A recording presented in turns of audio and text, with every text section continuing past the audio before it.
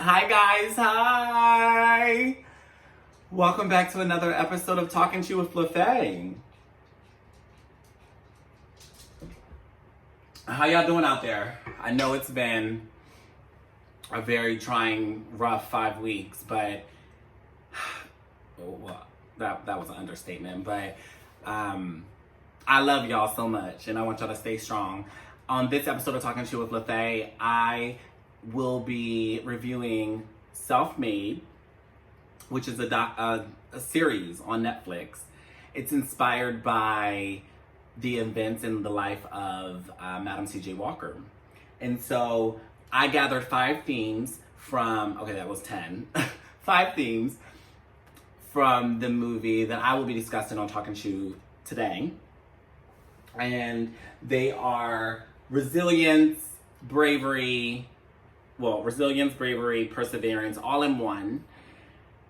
2 is the male and the female dynamic and their roles.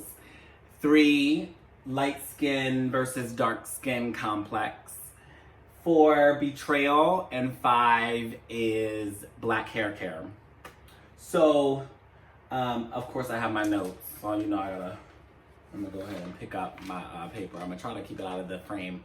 But this one is going to probably be a little bit lengthy.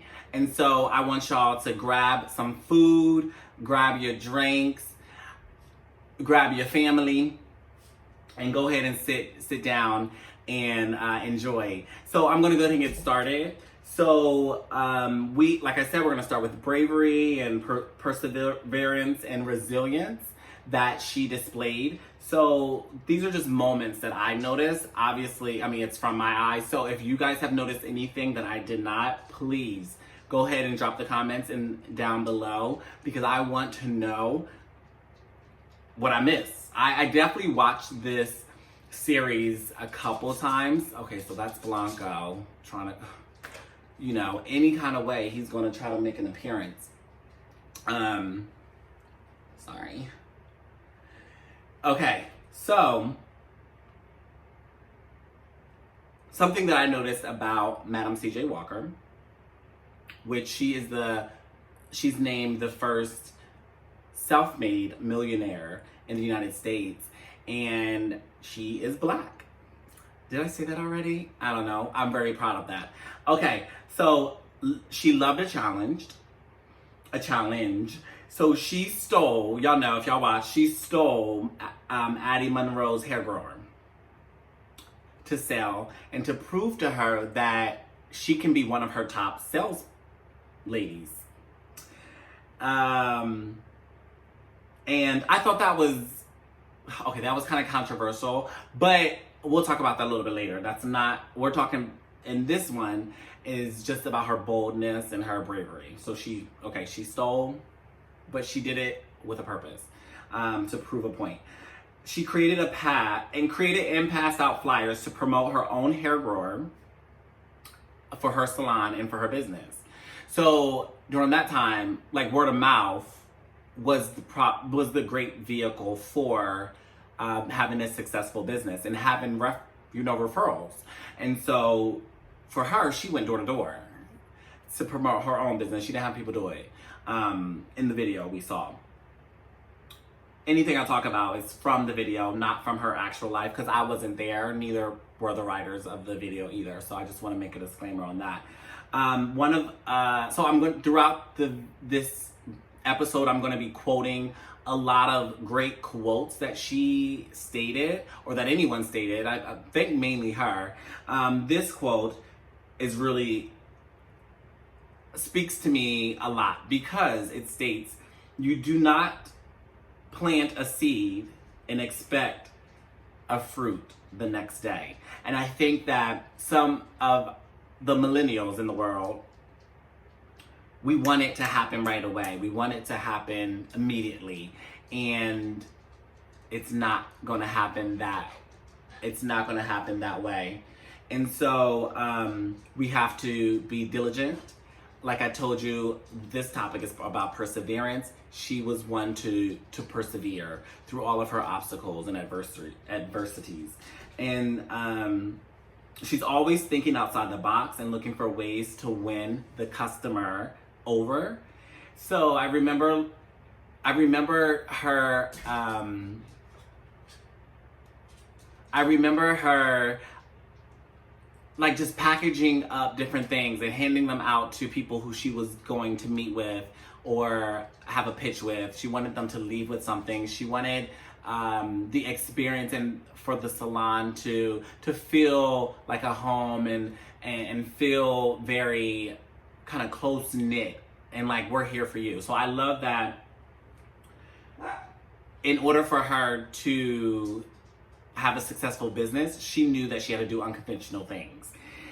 So we talked about boldness. So there was a moment in the series where she got on stage and she basically interrupted Booker T. Washington while he was presenting, and she urged the audience to invest in her business and in her hair factory dreams. And I thought that was really bold of her, definitely for a woman during that time frame to interrupt a man during his presentation.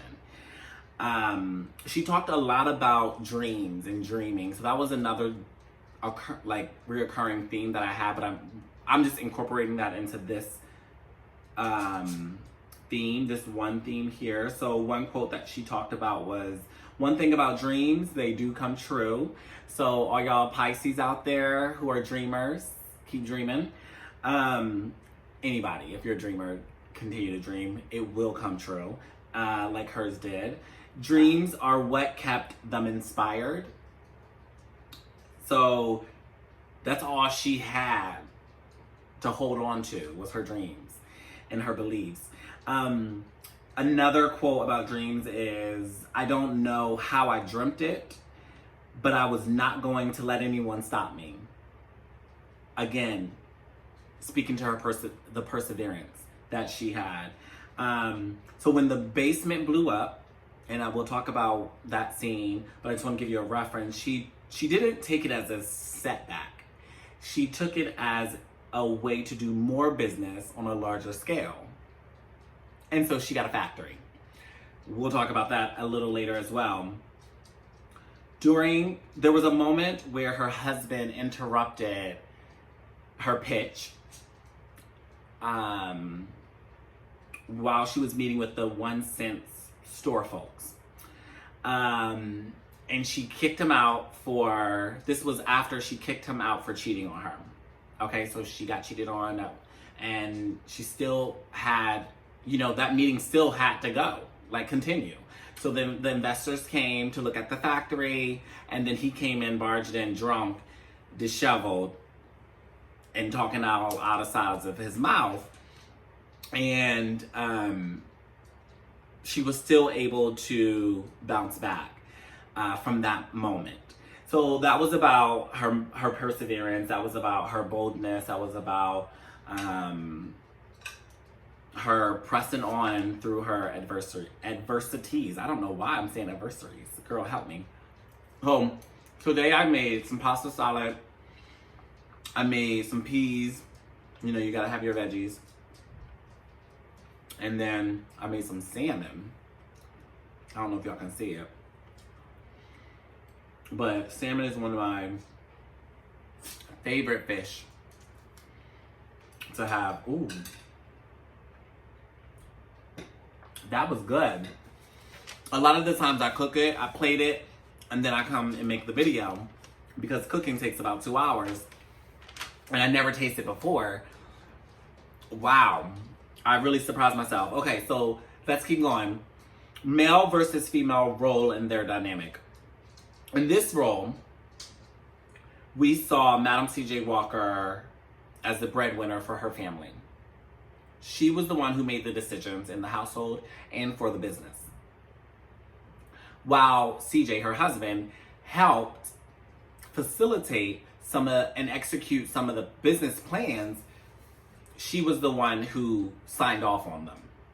And it was basically her way, or, not the highway, because she loved CJ. But In episode 1, we see Madam C.J. Walker tell her daughter, which was Lilia, to don't gamble her future away on that man, her husband, any man. Always make your own money.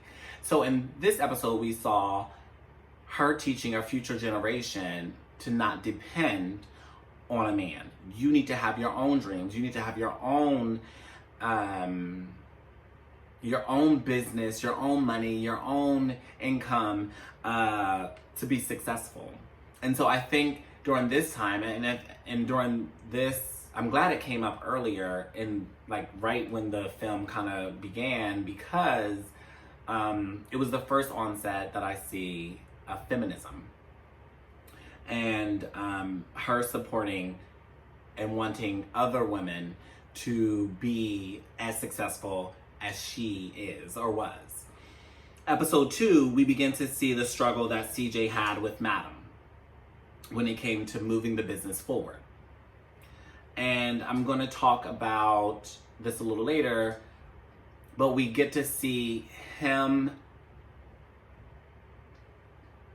suggest different ideas to her, and she rejects them. During one of her mini pitches, Madam C.J. Walker gave little credit to her husband and his contributions to the business, or to the Walker company. I personally think that Madam should not have let him do any of the pitches.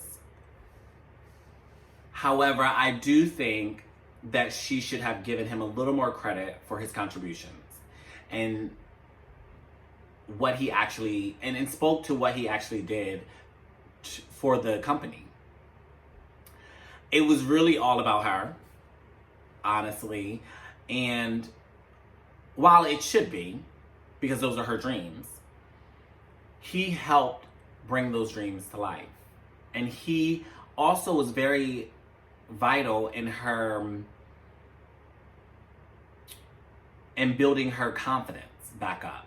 Because her first husband broke her down and was beating her, and her hair fell out and all that good stuff. Not good stuff, but all those things that happened.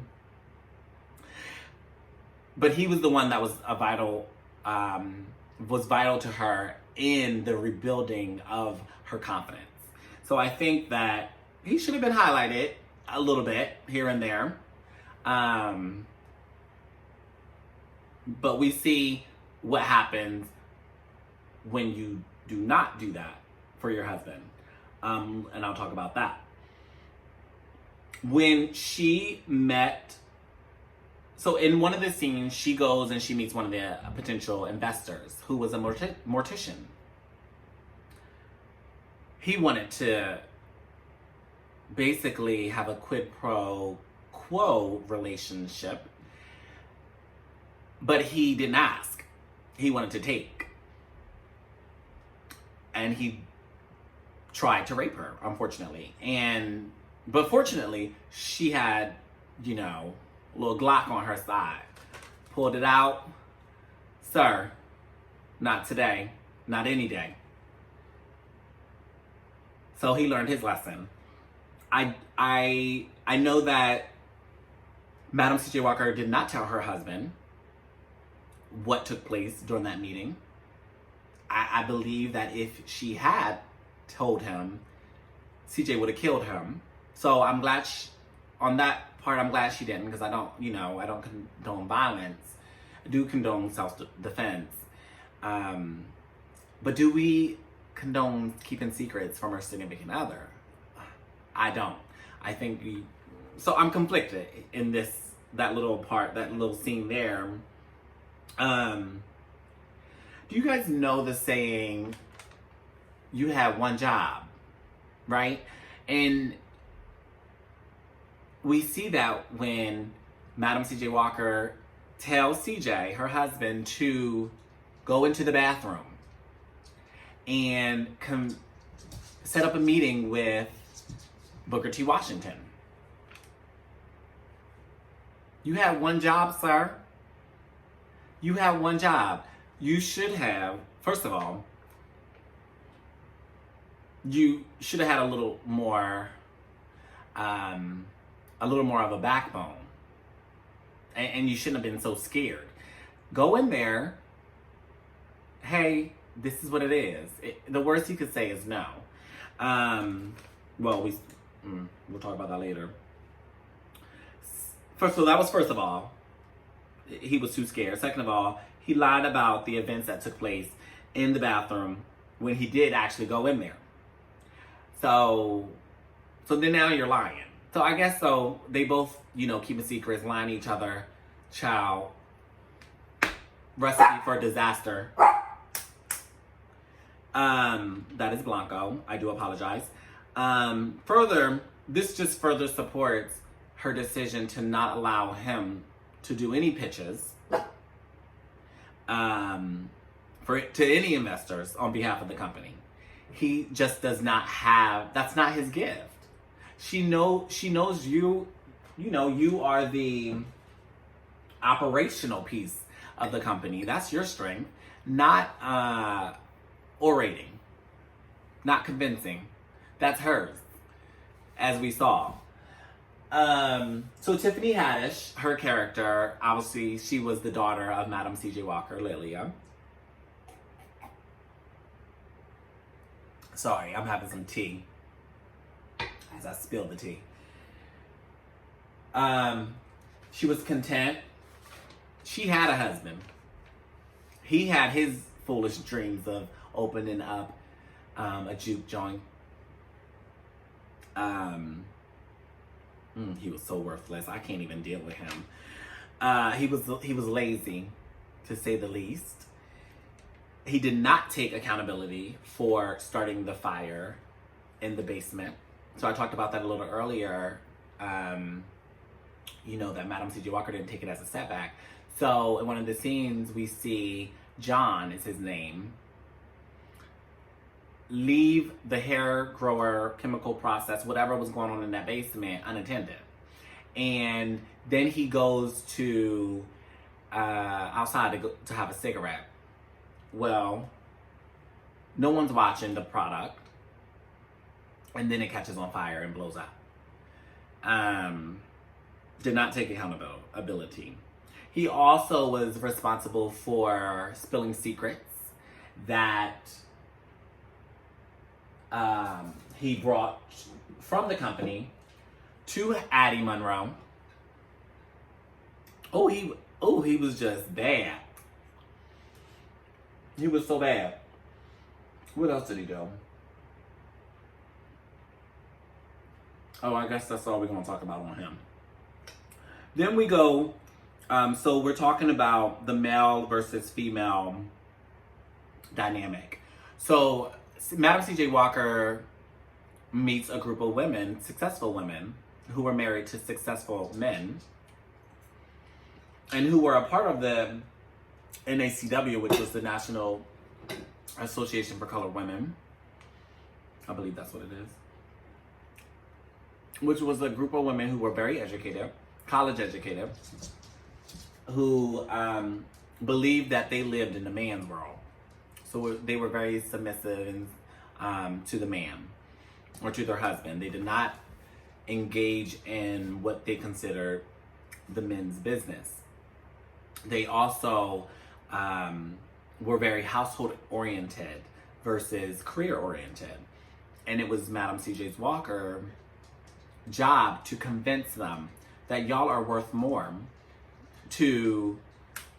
you're worth more to your husbands than just being in the household.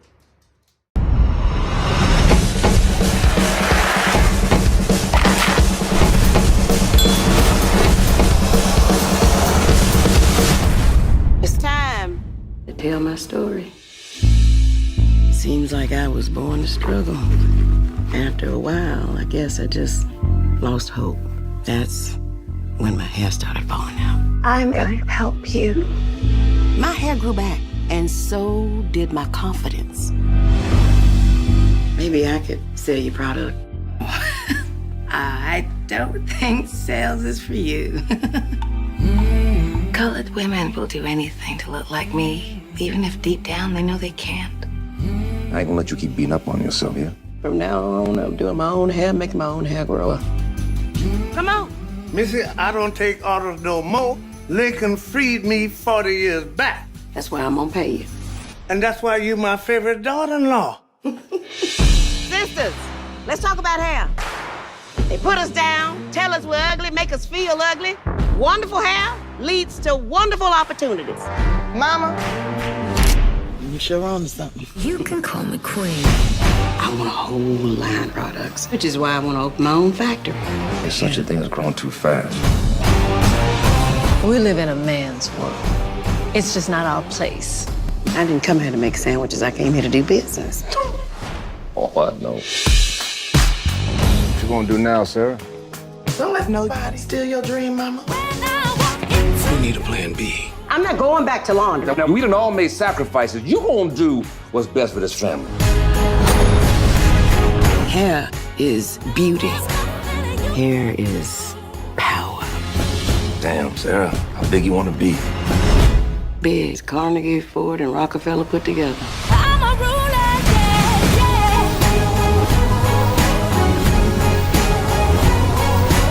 yeah. We gotta work harder. Be smarter. And dream big. I'm a ruler, yeah. All right. Hi, guys. Hi. And we're back. I had to go put him up somewhere. What y'all have for dinner tonight? Who cooks, since we're still on the topic of male versus female dynamic, who cooks the meals in the house? Who makes the decisions in your house?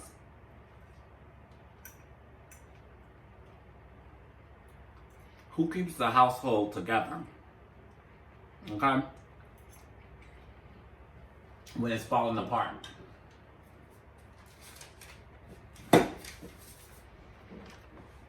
Y'all, if y'all need a plate, just hit me up. I got y'all. So we left off with female enterprise. She created jobs for 10,000 plus women. Built a company to give women a voice. She pulled out of, which I thought was, an amazing move by her. Pulled out. This was her dream. Remember earlier, her husband ruined that moment when he came in during the pitch, introduced himself, all looking crazy, and was like, "He's a part of this company." Ruined it. She got another opportunity to become a part of that enterprise and decided to pull out of the deal because she sided with her employees. Basically, her employees thought that if she went into business to sell to the masses, their jobs would be null and void. And so they had a point. So she wanted to support them in that. Even in the hospital, she was dreaming up ideas for her company and for her employees. This came about when her employees, she wanted to bring them all together to her house and host a conference. And that's when they were protesting for her to not do the deal, sign the deal with Saunders drug store. So apparently she lived next to Rockefeller, which is amazing. And so she took a stroll across the lawn onto his property, which was, I thought was different, but okay, great. That you had the ability to do that. So she had a conversation, basically was telling him about her disgruntled employees. And his response to that was, if your employees don't like it or don't like your decision, fire them. that's insane to me. I think that we should try to reach a resolution. And then that, if it doesn't happen, then we should go our separate ways. And that just showed the difference. Again, we're talking about male versus female in the way that he led versus the way that she led. He was more black and white. Like, if it's not this, if you don't want this, then here's the door, here's the outcome. You know, outcome is going to be this. Versus hers was more emotionally driven. She cared a lot for her employees because she knew how valuable they were to her and successful they were to her business. Wait 1 second. Okay.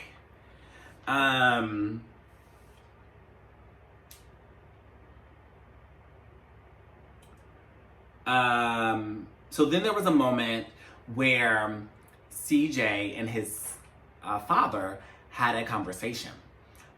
So CJ's father saw that CJ was fooling around, and he had to pull him aside and say, hey, men like us need strong, good women like Madam CJ Walker to survive. And so I thought that was very humbling of him to say that, where he could have just minded his business. He did not. He was like, basically, we need this. You're in a good position. Why would you mess it up? And for her, the worker, I couldn't even deal. So this leads into the light skin versus dark skin complex.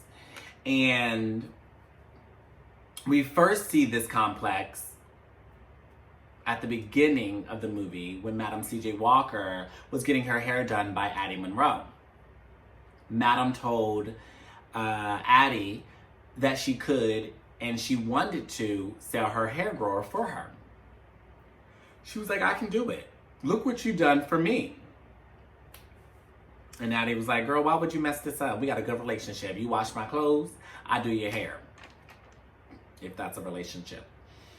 Addie also had a specific look for who she wanted to represent her company. And it was not Madam CJ Walker. Madam CJ Walker, she didn't fit that mold. And that's when we see her leave the chair, get the laundry, but also pick up a couple hair growers. Go to the market and go ahead and go sell them. Sold all 10 cans for her, or 20, I don't remember how many it was. And so she proved her wrong. I can sell this. Addie still didn't want her as one of her sales ladies. And so then she decided to steal the formula. It's not funny. But we gotta admit that clearly she made it more successful. She did it better. And I think that was something that she stated to her at the end, was like, you need to admit that, okay, great, I did steal it. But who made it better? She wanted to work with her. She wanted to, this is that female enterprise that we were talking about earlier. She wanted to have that bond with you. And she wanted to do business with you, but you didn't want the likes of her doing business with you. Look where I'm at, look where you're at. Ooh, that's a word in itself, and I'm not going to get started on that. So CJ was fooling around with one of Madam CJ Walker's top sellers. I think she's from Chicago.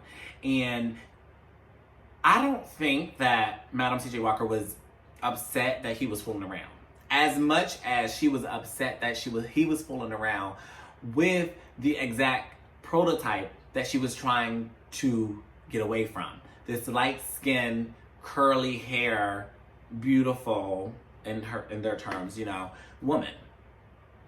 You had to go and sleep with the help, 1. 2, with someone who looks like that.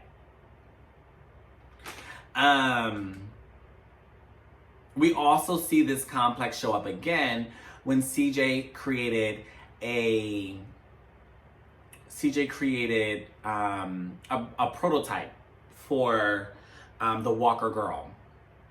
And you can imagine what it looked like. The floozy he was cheating with. Madam CJ Walker was not impressed. She said, absolutely not. This is what I'm trying, the exact thing I'm trying to get away from. So no. She, you know, denied him on that as well. So, you know, at this point, his ego is all beat up. You know, she don't want him doing the pitches. But he don't understand that he really is not made to do that. He was artistic, great, came up with a prototype, not the fit for what I'm trying, the vision for where I'm trying to take this company, right? So, scratch that. Then you cheat on me. Then I put your ass out. Then you come and interrupt this meeting that I'm having. Just a lot going on. Like, it was drama after drama. I loved this series. It was so good. It's just really enlightened me to a lot of different things that happens in relationships when you incorporate family, business with family. And that gives a lot of things. But let me stay on track. Betrayal was a topic that I saw a lot, a theme that I saw a lot throughout this series. I already talked about her husband cheating, period. Straight betrayal. I know a lot of people say, once you cheat, I ain't going back. Some people say, I give second chances.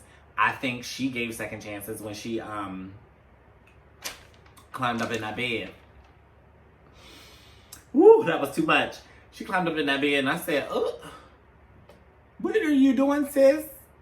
But we get vulnerable sometimes, so I understand. The top sellers gathered at the Floozy's house. And then the Floozy then invited Addie Monroe. So then they left and went and worked for Addie Monroe. That was another betrayal. I also saw, we saw that John, his lying ass, no good, lazy, mooching. Well, anyway, sorry. His official title was Lilia's husband. Went behind Madam CJ Walker's back to provide Addie Monroe with confidential company information. Why the hell would you do that? See, you gotta watch who you keep in your camp. So everybody ain't for you. Clearly, he done burnt down. He should have been let go when he burnt down that. Okay, no, when he left the basement unattended. He didn't burn it down, I don't think intentionally. But your action caused this reaction, or whatever you want to call it. And then it had the consequence should have been letting his ass go. Period. But no, we kept him on payroll. And then he want to go ahead behind everybody back while they all the way in New York getting their life, meeting some, fabulous, well-known men like W.E.B. Du Bois. He want to go behind her back to Addie Monroe. Let's talk about, so I got off topic again. Y'all know I get heated about certain things. The black hair care. We know that, well, I don't know if y'all know, but black people, we spend a lot of money on our hair. And, I can say we. But even if you have short hair, like sometimes those haircuts are like $40, $50, depending on where you live, i.e. LA. I never experienced that. In my life, I think my haircuts when I did have a short little bob or something, not a bob, but like a shortcut, it was probably like $10, $20 at the most, because that included tip. Never in my life have I spent $50. But anyway, clearly, we spent a lot of money on hair. And it was really important for Madam CJ Walker to help other women build their confidence and feel great and look great. And so she, we know that she stole the formula. She did admit that. But she also said she made it better, which she did, honey. She's first self-made millionaire, period. One of the quotes that she stated that pertained to hair, and I think she was talking to her daughter, hair is beautiful. I'm sorry, hair is beauty, emotion, heritage, who we are, where we've been, and where we are going, right? As we know, Madam struggled in the episode 1 with her hair, right? Her first husband beat her down to the ground, honey. Beat her down to the ground. Hair was falling out. It was damaged. It was thin. And it wasn't until Addie Monroe came along and showed her how to maintain it and grow it back and restore her confidence as a result. And so she was determined. She was on a mission